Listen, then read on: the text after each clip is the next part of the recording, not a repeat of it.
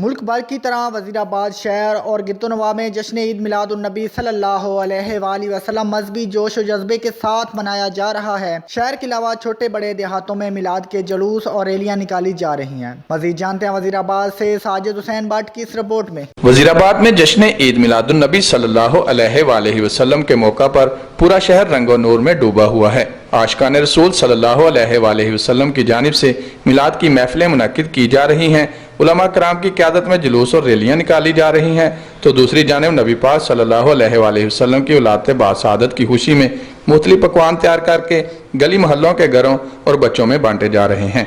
Main बाजार में ताजिर रहनुमाओं मियाँ मोहम्मद जुबैर, मियाँ मजहर, मोहम्मद अजहर जुबैर और दीगर की तरफ से 150 पाउंड वजनी केक काटा गया, जो शहर के मरूफ बेकर्स शेर नईम अनवर और साथियों ने तैयार किया।